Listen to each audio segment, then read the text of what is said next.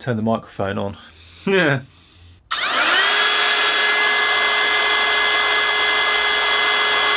So, as somebody who literally makes their living using power tools, I can fully appreciate the freedom and the versatility that comes with being able to sever that power cord and work completely independently of basically everything. In the last few years, there's been advances not only in battery technology but also in tool technology as well, and it's enabled pretty much all the tool companies to increase their ranges certainly beyond anything I could have imagined only 10 years ago. And it's completely revolutionised not only the type and variety of tools, but also the power that you can get to that tool and deliver.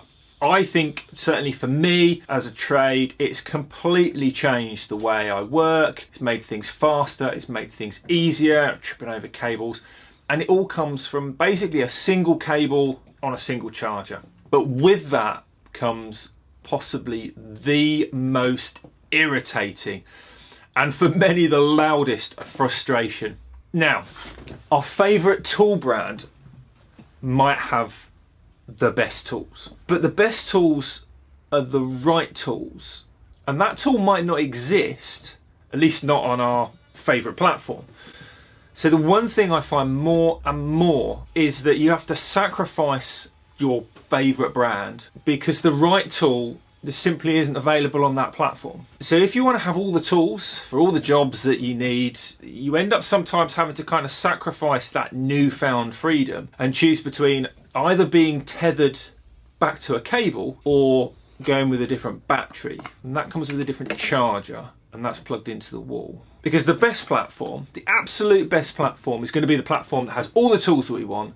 So you only need a single battery, or a single battery type at least, and you can swap those batteries around the tools from a single charger. People are always asking for their favourite brand manufacturer, please bring out this particular tool. For years, Festool users were begging for an impact driver that finally arrived.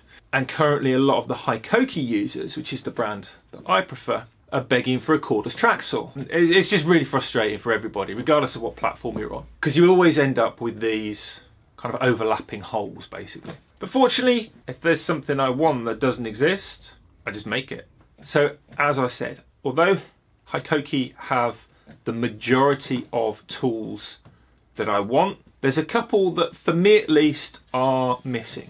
A router, a track saw, and a die grinder. Now, currently the way I get around these holes in my favourite platform are either by using a corded track saw when I'm here in the workshop, or I use a cordless circular saw if I'm out and about. The problem child, or rather children, are the router and the die grinder. Normally I use one of several corded routers, mainly because routers are a relatively new cordless tool, and all those that are available are basically trim routers, and because they're messy, and if I'm using a router indoors, then chances are I'm going to attach it to an extractor, and that's generally mains powered. Although actually Hikoki make a really, really good cordless extractor, and that runs off their 36 volt multi-volt platform. But just for the purpose of this narrative, I'm prepared to overlook that because, you know, iMovie. But for the jobs where I use it outside, the lack of cables will be welcome. The same goes for the die grinder, which I use to remove a lot of rotten timber from windows and doors, and so being outside means that I'll be remote or even up a ladder. Hi, I'm Future Rick. Both of these tools are currently on a second battery platform, so at least I've got a minimum amount of batteries to carry, but hopefully I can reduce that to just a single one. So the idea is pretty simple. I take the tool that's got the wrong battery type and make a fitting for the correct battery type, and then put it all together. So I started taking the router apart pretty quickly. Actually, it makes sense to use some kind of adapter. That way I can slip between one type of battery and the old type of tool, and I don't need to do any more designing or making, and that's just going to make everything down the road even better, because if there's another tool turns up, then it should hopefully just make everything way simpler. I only need something to connect the battery terminals, something to connect the terminals to the tool, some way to connect between those two connectors, and something to hold it all together firmly enough that it's going to hold up to rough use on a job site. That should be pretty simple, right? So after searching around a bit on the internet, I couldn't find anything that pre-existed that would do this job. Just thought somebody might have thought of this before me. So I took to Fusion and ended up modelling the parts that I needed to make this my Hikoki Franken router come to life, and managed to successfully 3D print it. Could I go about adding the electrical components to bridge the gap between the battery and the tool? Rather simple, albeit a crude endeavour.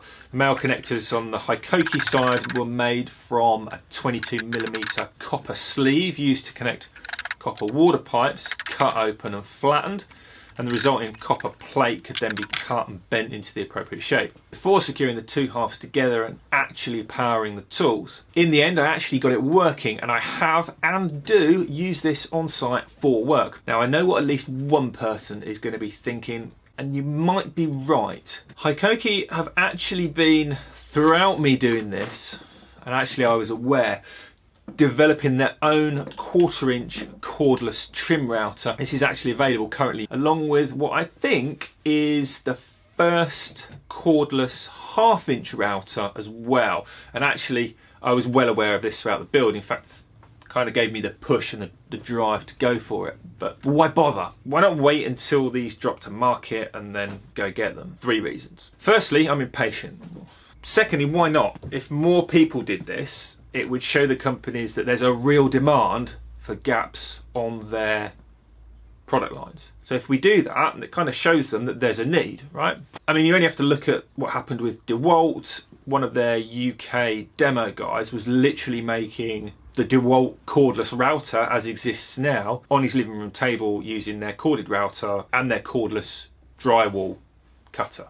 So there's proof that the concept works. And thirdly, and actually I think more importantly, who doesn't like coming down in the morning to unravel a bird's nest that failed 3D prints, right?